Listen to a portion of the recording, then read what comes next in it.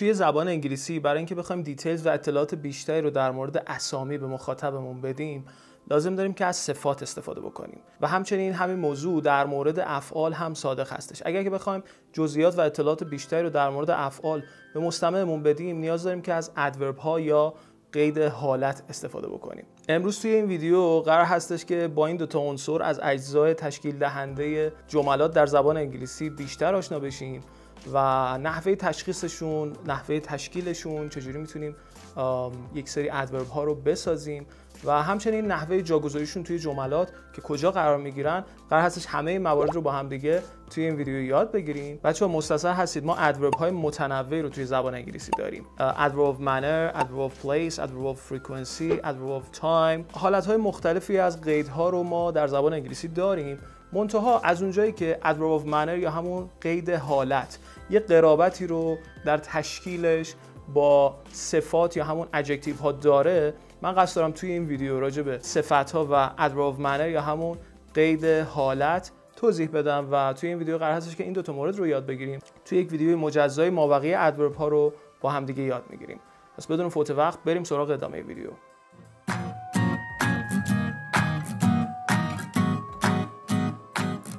خب بچه‌ها منطقی به نظر میاد که اول بریم سراغ صفات، به خاطر اینکه همونطور که مستحضر هستید ما برخی از قیدها رو به وسیله صفت‌ها میسازیم، یعنی به انتهاشون یه الوای میدیم و اونها رو تبدیلشون میکنیم به فرمت قید. به خاطر همین بریم با صفات آشنا بشیم و یک سری ویژگی‌هاشون رو با هم دیگه یاد بگیریم و مجدد برمیگردیم میایم سراغ قید حالت یا همون adverb of manner. ما توی زبان انگلیسی به صفات میگیم adjectives و همونطور که خدمتتون عرض کردم برای اینکه بخوایم دیتیلز بیشتری رو راجع به اسامی به مستمعمون بدیم لازم داریم که از صفات استفاده بکنیم.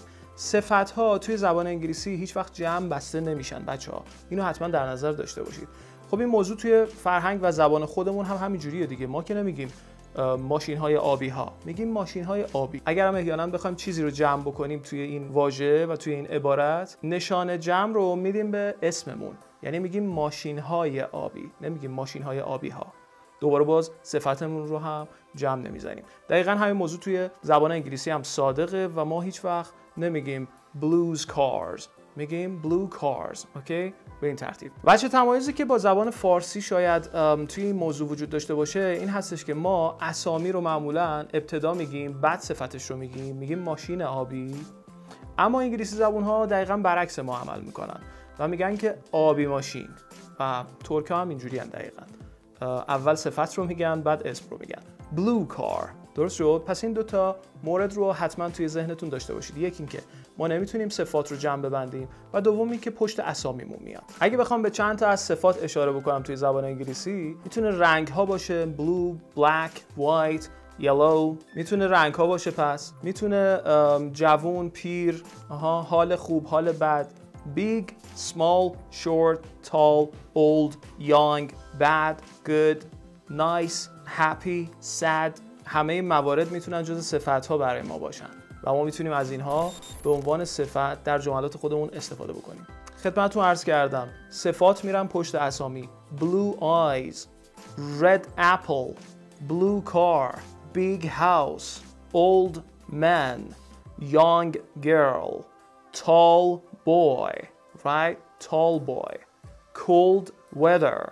پس ما میتونیم صفات رو ببریم پشت اسامی و به این ترتیب جملات رو برای خودمون بسازیم. بچه‌ها خیلی وقتا ممکنه جایگاه صفات بعد از افعال to be باشه.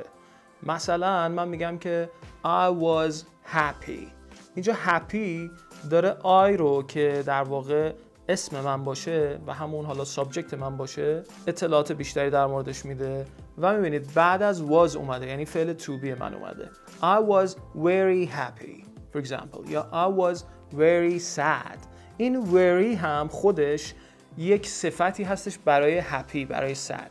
متوجه هستین؟ یعنی اومده پشت یه صفت دیگه خودش قرار گرفته و خب این شکلی حالا ما داریم اگزاجره تر صحبت میکنیم راجع به صفت happy یا sad یا هر چیز دیگه‌ای که داریم ازش صحبت میکنیم. The weather is cold today. The weather is cold today. پس مورد اولی که میتونیم ما صفات رو توی جملات ببینیم بعد از افعال to be هستش مستقیما. اما یه وقتایی هم ممکنه که بعد از فعل to be یه ا و ان باشه بعد صفت ما بیاد. مثلا The elephant is a big animal. She is a young girl. He is a tall man. This is an old book.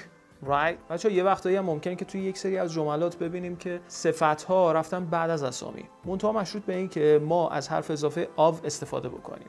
مثلا The house of my parents is old. پس من دقیقاً اینجا میتونم توی یک سری از این جملات هاوسی که اسم هستش به واسطه یه دونه of به صفت بعدین متصلش بکنم. The house of my parents is old. The color of her dress is beautiful. بچه‌ها ممکنه که توی یک سری از جملات بخواید چند تا صفت رو به یه دونه اسم اطلاق بکنید. برای اینکه بخوایم چند تا صفت رو به یه اسم بدیم لازم داریم که یک سری ترتیب و توالی رو رعایت بکنیم. حالا اون ترتیب چطوری هستش؟ قرار هستش که در ادامه ویدیو این ترتیب و توالی رو با همدیگه یاد بگیریم. اولین صفتی که میخوای به اسمت بدی باید opinion باشه، یعنی نظرت باشه. خوبه، بد، زشت، زیباست. Beautiful, good, bad, nice, ugly. اینا میشه اولین صفتی که قرار هستش پشت اسمت قرار بگیره. بعدش چیه؟ بعدش میریم سراغ اندازه، size. Small, big, short, tall. اینا رو میاریم. بعد فرم و شیپش هست، یعنی شکلش. بعد صفت رنگ رو بهش میدیم. بعد صفت اوریجین یا منشأ رو میدیم و نهایتاً متریال یا اون ماده ساخته شدهش رو. یه مثال با هم دیگه ببینیم. بچه‌ها فقط خدمتتون عرض کردم ممکن نیستش حالا همه اینها با هم دیگه بخواد توی یه دونه جمله بیاد. نه، لازم نیستش که همه اینا رو شما بخواید استفاده بکنید، اما توالیشون به این ترتیب هستش. مثلا She has a beautiful little antique silver ring. به این ترتیب. پس ما میتونیم این شکلی یه جمله رو، یعنی بهتر بگم که یه اسمی رو بهش چند تا صفت بدیم. Little کوچیک، beautiful little، اول در واقع opinionم رو گفتم که زیباست، beautiful little antique قدیمی، silver ring. بعدش اومدم متریالش رو گفتم و نهایتا هم که خب رینگ اسمی بوده که همه اینا رو دارم بهش اطلاق میکنم. بچه خاطرتون باشه توی ابتدای ویدیو ما گفتیم برای اینکه بخوایم اطلاعات بیشتری رو در مورد اسامی به مخاطبمون بدیم لازم داریم که از ادجکتیو ها استفاده بکنیم و گفتیم که بعد از افعال to be هم معمولا اینها میان. اما در مورد ادورب ها گفتیم که اینا میان که اطلاعات بیشتری رو در مورد افعال به ما بدن و همچنین به مستمعمون بدن. اما میخوام خدمتتون عرض بکنم یک سری افعال هستن که دقیقاً این موضوع در موردشون صادق نیست و کاملا برعکسه. یعنی چی؟ یعنی بعد از این افعال ما به جای اینکه ادورب بیاد صفات میان. بهشون میگن sense verb ها، یعنی افعال حسی. sim، like، sound، feel، smell، taste. اینا معمولا افعالی هستن که بعدشون به جای اینکه ادورب بیاد ادجکتیو میاد. اینو بچه‌ها حتما به خاطر بسپارید. بعد از این افعال همیشه صفت قرار میگیره. مثلا میگم که It sounds great. It sounds good. یعنی چی؟ یعنی به نظر جالب میاد، به نظر خوب میاد. It sounds great. میبینی؟ Great اومده. Great یک adjective هستش، نه یک adverb. پس چرا؟ به خاطر اینکه بعد sound گفتیم یکی از افعال حسی هستش، لازم داریم که ما adjective بیاریم، نه adverb. The food smells good. The food smells good. ما بعد از smell good آوردیم. نمیتونیم ما مثلا چه بگیم perfectly. نه، اینا اشتباهه. پس ما حتما لازم داریم که صفات رو بیاریم. You look tired. You look happy. پس من happy آوردم. چرا؟ به خاطر اینکه look هم جزء افعال حسی هستش و من لازم دارم که بعدش یه صفت بیارم. This food tastes delicious. Delicious یه صفت دیگه. چرا؟ به خاطر اینکه صفت ما taste هست و taste هم جزء افعال حسی هستش و لازم داریم که بعدش یک صفت رو بیاریم. خب بچه‌ها اگر که تا اینجای ویدیو رو دوست داشتین ممنون میشم که ویدیو رو لایک بکنین و اگر که هنوز کانال ما رو سابسکرایب نکردید میتونید همین الان تشریف ببرید و دکمه سابسکرایب رو بزنید و همچنین اون زنگوله کنارش رو هم فعال بکنید تا به محض اینکه ما ویدیوی جدیدی رو برای شما آپلود می‌کنیم واسه شما عزیزان نوتیفیکیشن بیاد و مطلع بشید و تشریف بیارید و ویدیوی جدیدتون رو ببینید. بدون فوت وقت بریم سراغ ادامه ویدیو. خب بچه‌ها همونطور که خدمتتون عرض کردم ادورب ها یا همون قیدها میان که اطلاعات بیشتری رو در مورد افعال به مخاطبمون بدن. توی زبان انگلیسی یک سری از ادورب ها یا همون بهتر بگم که یک دسته از ادورب ها تحت عنوان adverb of manner یا همون قید حالت به وسیله دادن یک الوای به انتهای برخی صفات میتونیم این قیدها رو بسازیم. یعنی شما یک صفتی مثل nice رو در نظر بگیرید، وقتی که بهش الوای بدی این صفت دیگه از این به بعد تبدیل به یه قید میشه و میتونه بیاد و در مورد فعل من اطلاعات بیشتری رو در مورد حالت و چگونگیش بیان بکنه. مثلا slow slowly، bad badly، nice nicely، careful carefully، perfect perfectly، dangerous dangerously، quick quickly، loud loudly، serious seriously. پس ما به این ترتیب میتونیم کلی adverb of manner بسازیم با دادن الوای به انتهای کلی از صفات. بچه‌ها خدمتتون عرض کردم ادورب ها بعد از افعال to do میان، افعال اصلی میان. چرا؟ به خاطر اینکه اومدن که اصلا راجع به فعلمون اطلاعات بیشتری رو بدن.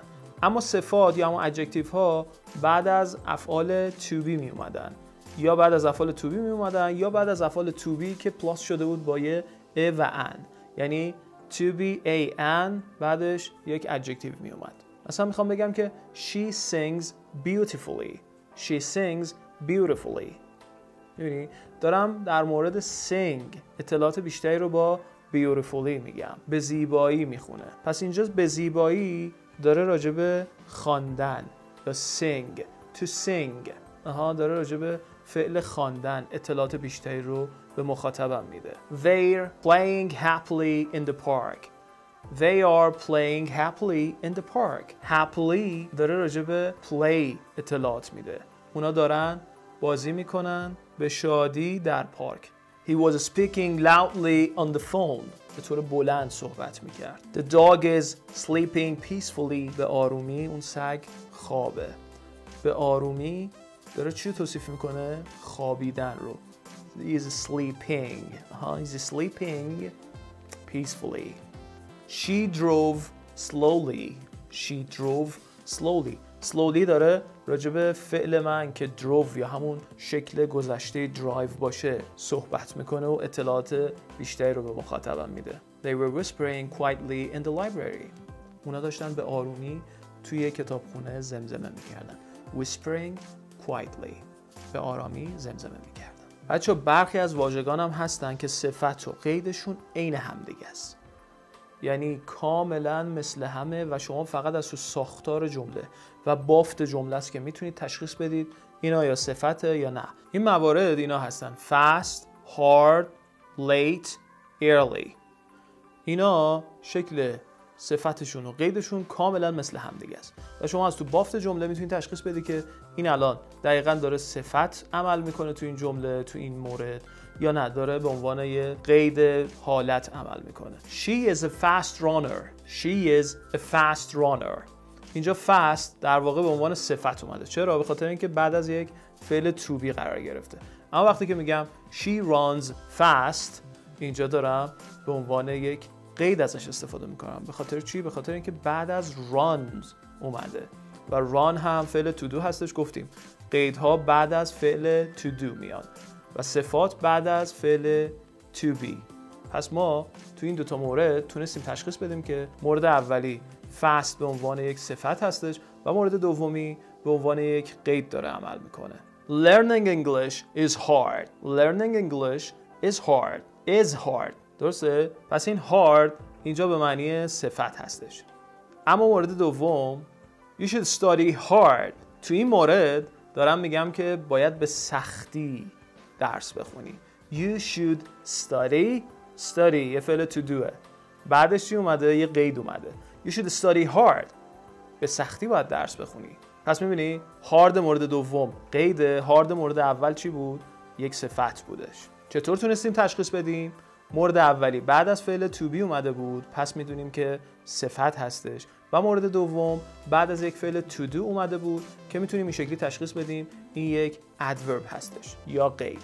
The bus was late. The bus was late. Adjective. She got home late. She got home late. Got to do و late توی این مورد adverb. بچه‌ها در انتهای این ویدیو لازمه که یه استثنایی رو خدمتتون عرض بکنم.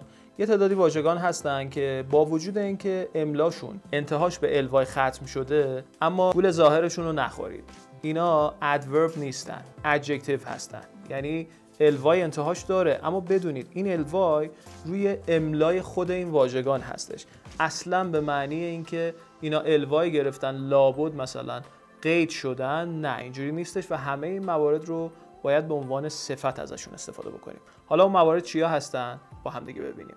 costly, likely, unlikely, lively, lonely, cowardly, بزدل، deadly, friendly, lovely, ugly, silly. پس بچه‌ها این موارد رو حتما حواستون باشه که اگر احیانا توی جمله دیدین بدونین که اینا صفت هستن و به اون الوای انتهاش نگاه نکنید، گول اونو نخورید. اون الوای توی املای اینا وجود داره. اصلا ما الوای بهش ندادیم که بخوایم حالا مثلا به عنوان قید ازشون استفاده بکنیم. خب بچه‌ها به انتهای ویدیو رسیدیم. امیدوارم که این ویدیو هم مورد پسندتون واقع شده باشه و تونسته باشید کلی نکته ازش یاد بگیرید. لطفاً به همین موارد اکتفا نکنید. حتما تمرین داشته باشید توی منزل و مرسی از اینکه ویدیو رو تا انتها تماشا کردین. خیلی دوستتون دارم. Love you guys. Take care. Bye bye.